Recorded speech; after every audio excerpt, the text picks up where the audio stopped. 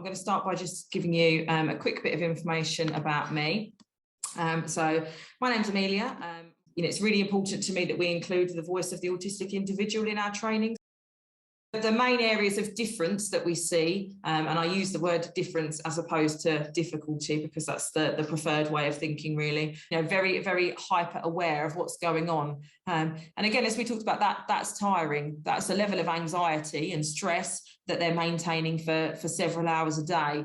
It's more for you to bear in mind and be empathetic really to what's going on for that young person. So why might autistic girls get missed? So they might not fit the traditional autistic stereotypes. They might the lady in the video does broach some quite challenging and quite difficult topics, and it is quite a tough watch at times, but I think it's really important to watch, and I think she speaks really kind of powerfully about her own experiences of being autistic, so it's important to me that that's included in this training. Just understanding that just because an individual has a lot of language doesn't mean that they aren't really suffering from severe kind of sensory difficulties, anxiety, and that they aren't kind of severely impacted by their autism. I think that's really key. Different way that we kind of step back and think, oh, what is that behaviour actually communicating to me? That behaviour might be out of character for that girl. What is the root cause here, rather than what are the consequences going to be for that behaviour? Actually, if that break time or that lunch time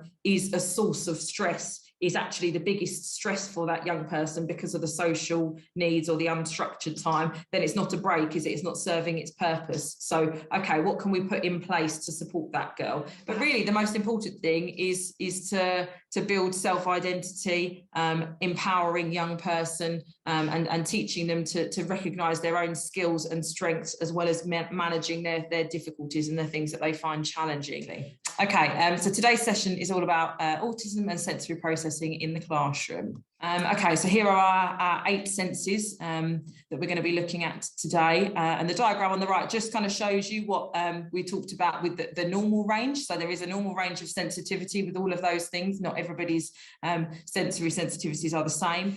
Any of the strategies that you choose to have a go at with some of the children that you're working with, you must always be guided by the child. So it's like, if you don't do sensory, if you see it as something that isn't relevant to you or isn't appropriate to you, then it's really going to have a significant impact on the learning and the progress of your children. The lack of being able to prioritise human voices over the background noise, really interesting. I think that is such a key factor in a day-to-day classroom environment that people struggle with, children not listening or not being able to listen. So I think that's really key.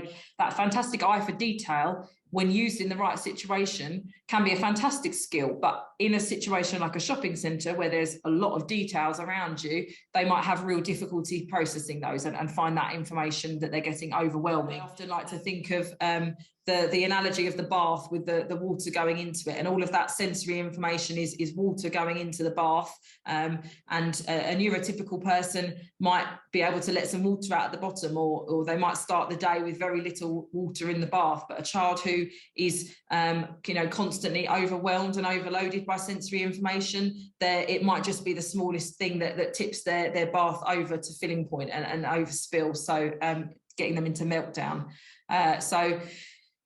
Just because we don't find something sensorily overwhelming doesn't mean somebody else doesn't. Actually, what's going on in the classroom is the most important thing.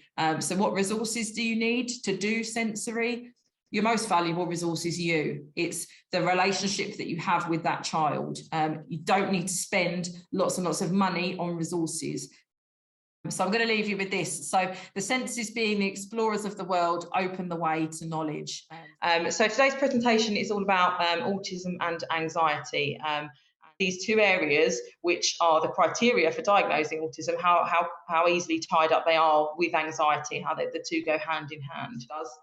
There's a kind of like lingering stereotype that autistic individuals don't have empathy, whereas actually a much better later understanding of autism is that autistic individuals, not only do they experience those emotions and feelings, they experience them at a far greater depth than neurotypical individuals.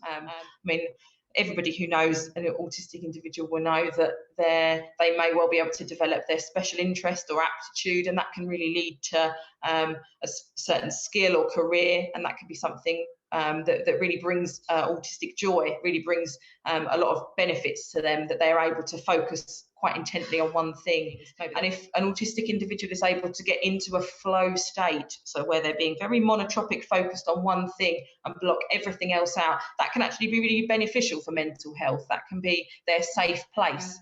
And again, the root of that really is, I feel out of control. I can't cope with this situation. So that young person is clutching onto the things that they can try and cope with.